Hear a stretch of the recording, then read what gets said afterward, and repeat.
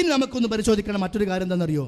ഈ ജന്മദിനാഘോഷം വരുമ്പോൾ നമ്മുടെ നാടുകൾ ചൊല്ലിക്കൊണ്ടിരിക്കുന്ന എന്താ? ആ നബിൻ്റെ പേരിലുള്ള ചില മൗലൂദുകളാണ്.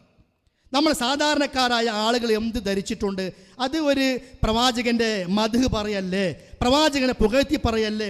എന്തിനാണ് നമ്മൾ അതിനെങ്ങനെയൊക്കെ എതിർക്കേണ്ട ആവശ്യം? അതിലെന്താ തെറ്റ് എന്ന് പലരും ചോദിക്കാറുണ്ട്. അതുകൊണ്ട് ചില കാര്യങ്ങൾ ഇൻഷാ അല്ലാഹ് സൂചിപ്പിച്ച് ഞാൻ അവസാനിപ്പിക്കാം. പ്രവാചക ജന്മദിനം വരുമ്പോൾ ചൊല്ലുന്ന പ്രധാനപ്പെട്ട മൗലിദുകൾ 5 എണ്ണമാണ്. മങ്കൂസ്, ഷറഫുൽ അനാം, തറഫുൽ ആലം, ബർസഞ്ചി മൗലിദ്, അതുപോലെ മഹ്മൂദ് മാല, അങ്ങനെ നബിയുമായി ബന്ധപ്പെട്ട ചിലതുകളുണ്ട്. അതിൽ മുഴുവൻ പലതും ശിർക്കുകളാണ്. ശിർക്ക് എന്ന് പറഞ്ഞാൽ നബി സല്ലല്ലാഹു അലൈഹി വസല്ലം എതിർത്ത ആശയം. ബദർ എന്തിനുണ്ടായോ അതിനെതിരായ ആശയം. ഉഹദ് എന്തിനുണ്ടായോ അതിനെതിരായ ആശയം. മക്കം ഫത്ത് എന്തിൻ്റെ പേരിലുണ്ടായോ അതിനെതിരായ ആശയം. ശിർക്ക്, നബിയോട് പ്രാർത്ഥിക്കുക, അത് മാല മൗലിദുകളിലുണ്ട്. പിന്നെയോ ഒരുപാട് വിവരക്കേടുകൾ. ഇത് ചൊല്ലുന്ന ഉസ്താദുമാർക്ക് അറിയില്ല എന്നാണ് ഞാൻ മനസ്സിലാക്കുന്നത്. കാരണം അറിയുന്ന ആള് അല്പം തലക്കകത്ത് എന്തെങ്കിലും ഉണ്ടെങ്കിൽ ചൊല്ലൂല. പിന്നെയോ അല്ല അറിഞ്ഞിട്ടാണ് ചൊല്ലുന്നതോ ഈ സമൂഹത്തെ അറിഞ്ഞുകൊണ്ട് അവർ പറ്റിക്കുകയാണ്, വഞ്ചിക്കുകയാണ്. അത്രക്ക് അബദ്ധങ്ങൾ, നുണകൾ, ഇല്ലാത്ത കാര്യങ്ങൾ, വൈരുദ്ധ്യങ്ങൾ എല്ലാം നിറഞ്ഞു കിടക്കുന്ന ഒരു കൂട്ടമാണെന്ത് ഈ മങ്കൂസായാലും ഷറഫുൽ അനാമായാലും. പിന്നെ എന്തിനുണ്ടാവും കുറച്ചൊക്കെ നല്ലത്? വെറും ഡ്യൂപ്ലിക്കേറ്റ് വെക്കുമ്പോൾ കച്ചവടമാവില്ലല്ലോ. അപ്പോൾ കുറച്ചൊക്കെ നല്ലതായാലും ഉണ്ടാവും, പക്ഷെ അതുകൊണ്ട് സുന്നത്താവൂല, അത് വേറെ വിഷയം. ആ മൗലിദ് ഇപ്പം മങ്കൂസ് മൗലിദ് എല്ലാവർക്കും അറിയാം. ഇപ്പോൾ ഒരു പുതിയ ബോട്ടൊക്കെ നമ്മൾ ഉണ്ടാക്കിയിട്ട് ഇറക്കുമ്പോൾ ആദ്യം മങ്കൂസാ, പിന്നെ ഇപ്പോൾ അപ്ഡേഷൻ വന്നുകൊണ്ട് തേങ്ങ ഉടക്കലുണ്ടെന്ന് മാത്രം, അത് വേറെ കാര്യം. അങ്ങോട്ട് ഞാൻ പോണില്ല, ഇൻഷാ അല്ലാഹ് നമുക്ക് ഇനി സമയങ്ങളുണ്ട്. അപ്പോൾ ഏതായാലും എന്തിനുണ്ടാവും ഒരു മങ്കൂസ്? മരിച്ച മങ്കൂസ്, ജനിച്ച മങ്കൂസ്, വീട്ടിൽ നിന്ന് ആരെങ്കിലും ഗൾഫിക്ക് പോകുമ്പോൾ മങ്കൂസ്, അങ്ങനെ മങ്കൂസ് കൊണ്ടൊരു കളിയാണ്. ആ മങ്കൂസ് അത് ഖുർആനിനേക്കാൾ വലിയ മഹത്വത്തോടു കൂടി അവർ കണ്ടുകൊണ്ടിരിക്കുകയും ചെയ്യുന്നു, അല്ലേ? ആരെങ്കിലും മരിച്ച അന്ന് അവിടെയുണ്ട് മങ്കൂസ്, ചിലപ്പോൾ 2-3 ദിവസമൊക്കെ ഉണ്ടാവും. ആ മങ്കൂസിന്റെ തുടക്കം എന്താ? സുബ്ഹാനല്ലദീ യത്ലഅ ഫീ ശഹ്രി റബീഇൽ അവ്വലി ഖമറ നബിയിൽ ഹുദാ വഅജദ നൂറഹു ഖബല ഖൽഖിൽ ആലമി വസമ്മാഹു മുഹമ്മദാ. ഒന്നാമത്തെ നുണ അതാണ്. എന്താ? ലോകത്തെ സൃഷ്ടിക്കുന്നതിന് മുമ്പ് പ്രവാചകന്റെ പ്രകാശത്തെ അല്ലാഹ് ഉണ്ടാക്കി. ആ പ്രവാചകൻ സല്ലല്ലാഹു അലൈഹി വസല്ലമയുടെ പ്രകാശത്തെക്കുറിച്ച് പറയാണ്. ആ പ്രവാചകനെ എന്നിട്ട് അല്ലാഹ് അങ്ങനെ കൊണ്ടുവന്നത് റബീഉൽ അവ്വൽ മാസത്തിലാണ്. അപ്പോൾ പ്രവാചകന്റെ സൃഷ്ടിപ്പ് ഒരു പ്രകാശമായി അവതരിപ്പിക്കുന്നു. ഇത് ഖുർആനെതിരാണ്. ഖുർആൻ പറഞ്ഞത് എന്താ? മിൻഹാ ഖലഖനാകും വഫീഹാ നുഈദുകും വമിൻഹാ നുഖ്രിജുകും താറതൻ ഉഖറാ.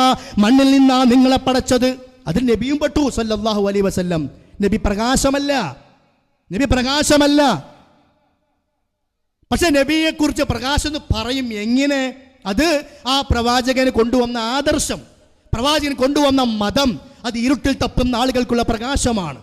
ശിർക്കിലൂടെ, കുഫ്റിലൂടെ, അന്ധവിശ്വാസങ്ങളിലൂടെ, ഹറാമുകളിലൂടെ നരകത്തിന്റെ വഴിയിലേക്ക് പോകുന്ന ആളുകൾക്ക് സ്വർഗത്തിലേക്ക് വഴി കാണിക്കുന്ന പ്രകാശമാണ് പ്രവാചകന്റെ ജീവിതം. ആ അർത്ഥത്തിൽ പ്രവാചകൻ പ്രകാശമാണ്. പക്ഷേ ഇന്ന ബൈതൻ അൻത സാകിനുഹു ലൈസ മുഹ്താജുൻ ഇലാ സുറൂജി. നബിയെ, നിങ്ങൾ താമസിക്കുന്ന വീട്ടിൽ ഒരു വിളക്കിന്റെ ആവശ്യമില്ല, അങ്ങനത്തെ ട്യൂബ്ലൈറ്റ് അല്ല നബി. അപ്പൊ അങ്ങനെ ഒരു നബി ഒരു പ്രകാശമായിട്ടാ ഇവർ പരിചയപ്പെടുത്തുന്നത്. ആ പ്രകാശം സൃഷ്ടിച്ചു അള്ളാഹു എന്നാണ് ആദ്യം മങ്കൂസ് തുടങ്ങുന്നത് തന്നെ. സ്വഹീഹായ ഒരൊറ്റ ഹദീസിലും അത് കാണുക സാധ്യമല്ല. ജാബിറേ, പ്രവാചകന്റെ പ്രകാശമാണ് ഞാൻ ആദ്യം പടച്ചത് എന്നൊരു ദുർബല ഹദീസ് ഉണ്ട്. അതല്ലാതെ ഖുർആനിലോ ഹദീസിലോ ഒരു സ്വഹീഹായ ഹദീസിലോ നമുക്കത് കാണാൻ സാധ്യമല്ല. പ്രവാചകന്റെ പ്രകാശം അത് ഒരു സംഗതി, മനസ്സിലായോ? അപ്പോൾ ഒന്നാമത്തെ അബദ്ധം അതാ. ഇനി പലതും ശിർക്കുമായി ബന്ധപ്പെട്ട പലതും ഉണ്ട്. ഞാൻ ഈ പ്രകാശത്തുമ്മ മാത്രം കുറച്ച് കാര്യങ്ങൾ പറഞ്ഞിട്ട് ഇൻഷാ അല്ലാഹ് അവസാനിപ്പിക്കാം. ഈ പ്രകാശത്തെക്കുറിച്ച് മങ്കൂസ് മൗലിദുകാരൻ പറയാണ്, ഈ പ്രകാശം എന്നുണ്ടായത് അവർ ചർച്ച ആക്കണല്ലോ, എന്നുണ്ടായി എന്നറിയണമല്ലോ. അപ്പോൾ ആദം നബി അള്ളാഹു തആല മലക്കുകളെ പടച്ചു, ജിന്നുകളെ പടച്ചു, മനുഷ്യന്മാരെ പടച്ചു എന്നൊക്കെ പറഞ്ഞിട്ടുണ്ട്. ഖുർആനിലും ഹദീസിലൊക്കെ ഇത് പറഞ്ഞിട്ടുണ്ട്. പക്ഷെ നബിൻ്റെ പ്രകാശത്തെക്കുറിച്ച് പറയുമ്പോൾ അത് എന്നുണ്ടായി? മങ്കൂസുകാരൻ പറയാണ്, കുൻതു നൂറൻ ബൈന യദയില്ലാഹി അസ്സ വജല്ല. അള്ളാഹിന്റെ മുമ്പിൽ ഞാൻ പ്രകാശമായി ഉണ്ടായിരുന്നു. ഖബല അൻ യഖ്ലുഖ ആദമ ബി അൽഫൈ ആം. ആദം നബിയെ സൃഷ്ടിക്കുന്നതിന് 2000 കൊല്ലം മുമ്പ്. മങ്കൂസ് മൗലിദിലുള്ളതാ. ഇതിങ്ങനെ ഓതും നമ്മൾ. 2000 കൊല്ലം മുമ്പ് ആദം നബിയുടെ മുമ്പ് പ്രവാചകന്റെ പ്രകാശം സൃഷ്ടിച്ചു. ഈ ജന്മദിനാഘോഷം വരുമ്പോൾ, റബീഉൽ അവ്വൽ വരുമ്പോൾ ഓതുന്ന മറ്റൊന്നുണ്ട്, ജഅല മുഹമ്മദ് മൗലിദ്. കേട്ടുണ്ടാവും, ജഅല മുഹമ്മദ് മൗലിദ്. ആ ജഅല മുഹമ്മദ് നബി പറയുന്നത് എന്താ അറിയോ?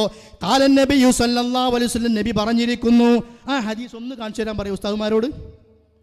അല്ലാഹുവിന്റെ റസൂല് പറയാത്തൊരു കാര്യം പറഞ്ഞാൽ, മൻ ഖദബ അലയ്യ മുതഅമ്മിദൻ ഫല്യതബവ്വ മഖഅദഹു മിനന്നാർ, നരകത്തിൽ സീറ്റുറപ്പിച്ചു കൊള്ളട്ടെ. ഒരു മൗലൂദ് ഓതുമ്പോൾ അല്ലാഹുവിന്റെ റസൂലിന്റെ പേരിൽ 10 നോണ, പ്രിയപ്പെട്ടവരെ, സാധാരണക്കാരെ, ചെറുപ്പക്കാരെ, നിങ്ങൾ പറയേണ്ടി വരും അല്ലാഹുവിന്റെ റസൂലിന്റെ പേരിൽ നുണകള്.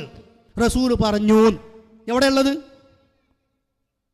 നിങ്ങൾ ചോദിക്കണം, പോയി അന്വേഷിക്കണം. ദീനിന്റെ കാര്യമാണ് ഇത്, പരലോകത്തിന്റെ കാര്യമാണ്, നമ്മുടെ മരണാനന്തര ജീവിതത്തിലെ വിജയവുമായി ബന്ധപ്പെട്ട കാര്യമാണ്. റസൂല് പറഞ്ഞു എന്ന് പറയാത്ത കാര്യം നമ്മളെ കൊണ്ട് മൗലൂദിലൂടെ പറയിപ്പിക്കുമ്പോൾ ചോദിക്കണം ഉസ്താദുമാരോട്, ഇത് എവിടെ പറഞ്ഞത്, ഏതാണ് ഹദീസ്, കാണിച്ചു തരാൻ പറയണം.